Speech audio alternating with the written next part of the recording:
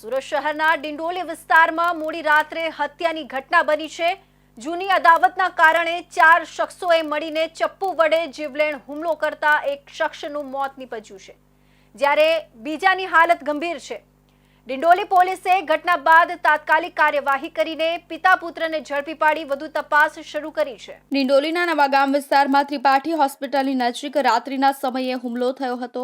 અહીં રામ બચ્ચન મૌર્ય નામના વ્યક્તિ અને તેમના પિતરાઈ ભાઈ અભિષેક મૌર્ય પર ચપ્પુ વડે ઘાતકી હુમલો કરાયો હતો।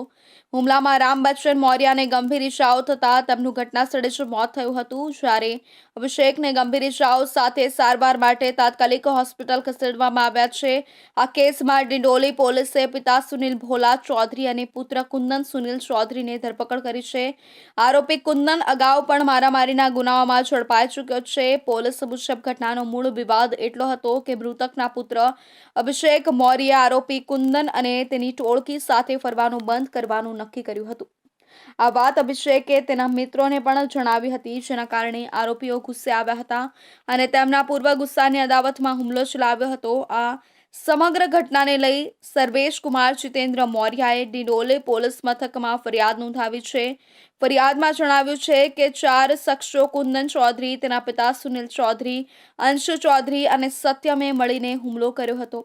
અત્યાર સુધીમાં પિતા સુનિલ અને પુત્ર કુંદનને પોલીસે પકડી પાડ્યા છે, જ્યારે બાકીના 2 આરોપીઓની શોધખોળમાં પોલીસની ટીમો લાગી ગઈ છે। સુરત શહેરના ડિંડોલી પોલીસ સ્ટેશન વિસ્તારમાં ગઈ શનિવારની રાતના એક બનાવ બન્યો હતો। આ બનાવમાં જે ભોગ બનનાર છે તેમની હત્યા થઈ હતી, જેને લઈ પોલીસે હત્યાનો ગુનો નોંધી અને આગળની કાર્યવાહી હાથ ધરી હતી। પોલીસે તત્કાલ કાર્યવાહી કરી અને 2 વ્યક્તિઓ, એકનું નામ સુનિલ ચૌધરી અને એકનું નામ કુંદન સુનિલ ચૌધરી, આ બંને બાપ દીકરા છે।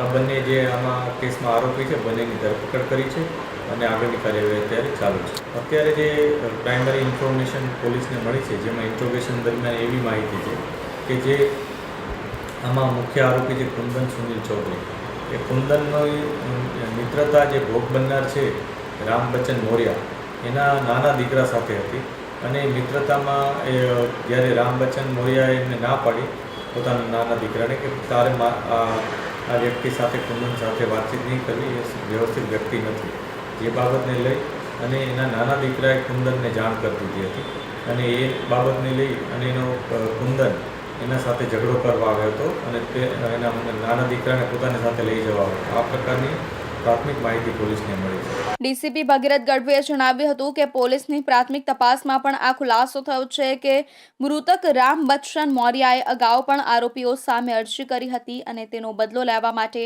આ હુમલો કરાયો છે। હાલમાં આ ગુનાની વધુ તપાસ પોલીસ ઇન્સ્પેક્ટર H.J. સોલંકી કરી રહ્યા છે અને આરોપીઓ વિરુદ્ધ કાયદેસરની કાર્યવાહી આગળ વધી રહી છે।